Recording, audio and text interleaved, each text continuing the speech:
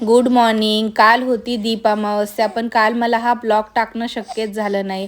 दीपामावस्येच्या दिवशी घरातील सर्व दिव्यांची पूजा केली जाते आणि कणकीच्या दिव्याने बाळांना ओवाळलं जातं, घरातील लहान मुलांना. तर मस्त सकाळी मी उठल्यानंतर माझी रोजची प्रेयर केली. माझं बाळ पण उठलं होतं, तिच्यासोबत थोडा टाईम स्पेंड केला. नंतर आंघोळ केली. आंघोळ केल्यानंतर माझं असं असतं की कोणतंही फेस्टिवल असल्यानंतर आपलं साडी घातलीच पाहिजे, इंडियन वेअर केलंच पाहिजे. तर मग तेवढ्यात आरू मला म्हटली की मम्मी मला रोज चपाती घेऊन जायला कंटाळा येतो, मला नको वाटतं खायला रोज चपाती, मला वेगळं काहीतरी बनव. मग तिचा आठवडा झालं चाललेलं, मला तिखट पुरी खायची. मग तिच्यासाठी छान तिखट पुरी बनवायला घेतलं. मी 3 कप गव्हाचं पीठ घेतलं, 1 कप ज्वारीचं पीठ घेतलं, अर्धा कप बेसन पीठ घेतलं. त्याच्यामध्ये 4-5 हिरव्या मिरच्या, लसूण आणि जिरं, ओवा टाकून छान पेस्ट करून घेतली. त्याच्यामध्ये मिक्स केलं. नंतर कोथिंबीर, तीळ, मीठ, हळद टाकली. नंतर एक अर्धा पळी तेल चांगलं कडकडीत गरम करून त्याच्यामध्ये टाकलं आणि मिक्स केलं. कणिक मळून एक 10 मिनटं साईडला ठेवून दिली. त्यानंतर मग एक चपातीपेक्षा थोडी जाडसर चपाती लाटून एका वाटीच्या साहाय्याने मी छान गोल गोल पुऱ्या करून घेतल्या.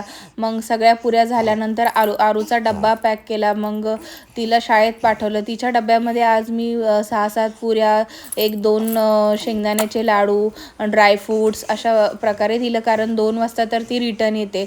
मग ते झाल्यानंतर छान पुऱ्या थंड करून घेतल्या. थंड झाल्यानंतर पुऱ्या एक प्लॅस्टिकच्या डब्यामध्ये व्यवस्थित प्रॉपर बंद करून ठेवल्या, कारण आता ह्या 10-15 दिवस तरी पुऱ्या टिकतात, खराब होत नाहीत. असंच अधूनमधून खायला बरं वाटतं, कधी चहाबर खायला किंवा 4-5 वाजता खायला छान वाटतं. मस्त मी दोघांसाठी चहा ठेवला. मस्त इलायची आणि लवंग वगैरे टाकून चहा ठेवला आणि गरमागरम पुऱ्या घेतल्या. खूप छान पुरी लागत होती. मी पहिल्यांदाच अशी पुरी खाल्ली होती, स्वतःच्या हातून बनवलेली. नंतर काल दीपामावस्या असल्यामुळे मला सगळी पितळाची भांडी स्वच्छ धुवायची होती. सगळे देव पितांबरीने स्वच्छ करायचे होते. मंदिर स्वच्छ घासून घ्यायचं होतं, तर मंदिर स्वच्छ घासून वगैरे घेतलं. नंतर देवपूजा केली. त्याच्यानंतर स्वयंपाक करायचा होता. मग मी आज सोयाबीनची भाजी बनवणार होते. मग सोयाबीन चांगले स्वच्छ धुवून घेतले. मग एका पातेल्यामध्ये गरम पाणी करून भिजायला ठेवले. मग तोपर्यंत मी मसाले घेतले व्यवस्थित करून भाजून वगैरे.